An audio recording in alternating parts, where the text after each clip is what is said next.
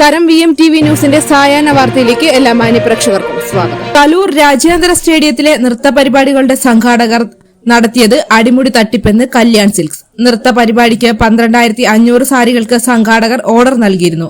സാരി ഒന്നിന് 390 രൂപ എന്ന നിരക്കിൽ തുക ഈടാക്കിയാണ് സാരി നൽകിയത്. എന്നാൽ ഇതേ സാരിക്ക് കുട്ടികളിൽ നിന്ന് സംഘാടകർ 1,600 രൂപ ഈടാക്കിയെന്നും കല്യാൺ സിൽക്സ് വാർത്താക്കുറിപ്പിൽ ആരോപിക്കുന്നു. നൃത്ത പരിപാടികളുമായി ബന്ധപ്പെട്ട വിവാദത്തിലേക്ക് തങ്ങളെ വലിച്ചിഴയ്ക്കുന്നതിൽ കല്യാൺ സിൽക്സ് അതൃപ്തിയും രേഖപ്പെടുത്തി.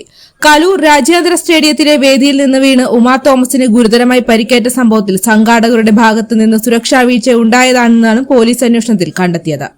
നൃത്ത പരിപാടികളുമായി ബന്ധപ്പെട്ടും വിവാദങ്ങൾ പുകയുകയാണ്. നൃത്ത പരിപാടിയിൽ പങ്കെടുത്തവർക്ക് സാരി നൽകിയതുമായി ബന്ധപ്പെട്ട് കല്യാൺ സിൽക്സിനെതിരെയും ആക്ഷേപം ഉയർന്നിരുന്നു. ഈ പശ്ചാത്തലത്തിലാണ് വിശദീകരണം. നൃത്ത പരിപാടികളുമായി ബന്ധപ്പെട്ട് സംഘാടകരുമായി ഏതു തരത്തിലാണ് സഹകരിച്ചത് എന്ന് വ്യക്തമാക്കുന്നതാണ് വാർത്താക്കുറിപ്പ്. 12,500 സാരികൾ നിർമ്മിച്ച് നൽകുന്നതിനുള്ള ഓർഡറാണ് കമ്പനിക്ക് ലഭിച്ചത്. ഒരു റീറ്റെയിൽ സ്ഥാപനം എന്ന നിലയിലാണ് ഓർഡർ അനുസരിച്ചുള്ള സാരികൾ നിർമ്മിച്ച് നൽകിയത്.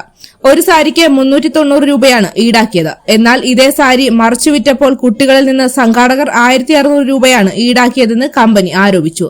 കസ്റ്റമേഴ്സുമായി നടത്തിയ വാണിജ്യപരമായ ഇടപാടെന്നതിനപ്പുറം പരിപാടിയിൽ നേരിട്ടൊരു പങ്കാളിത്തവും കമ്പനിക്കില്ല.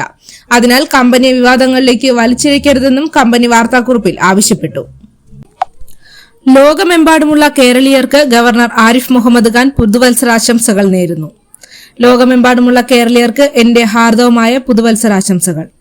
ഐക്യവും സുരക്ഷിതത്വബോധവും ശക്തിപ്പെടുത്തിയും ചിന്തയിലും പ്രവൃത്തിയിലുമുള്ള ഒരുമയിലൂടെയും നമ്മുടെ പ്രിയപ്പെട്ട സംസ്ഥാനം വർദ്ധിച്ച പുരോഗതിയും സമൃദ്ധിയും കൈവരിക്കുന്ന വർഷമാകട്ടെ 2025 എന്ന് ആശംസിക്കുന്നു. അതേസമയം 5 വർഷത്തെ കാലാവധി പൂർത്തിയാക്കി ഗവർണർ ആരിഫ് മുഹമ്മദ് ഖാൻ കഴിഞ്ഞ ദിവസമാണ് കേരളത്തിൽ നിന്ന് മടങ്ങിയിരുന്നത്. ബീഹാർ ഗവർണറായാണ് ആരിഫ് മുഹമ്മദ് ഖാനെ നിയമിച്ചിരിക്കുന്നത്. മലയാളത്തിൽ യാത്ര പറഞ്ഞാണ് ഗവർണർ രാജ്ഭവനിൽ നിന്ന് തിരുവനന്തപുരം വിമാനത്താവളത്തിനുള്ളിലേക്ക് പോയത്. കേരളവുമായുള്ള സഹകരണം ജീവിതകാലം മുഴുവൻ തുടരുമെന്നും അദ്ദേഹം വ്യക്തമാക്കി.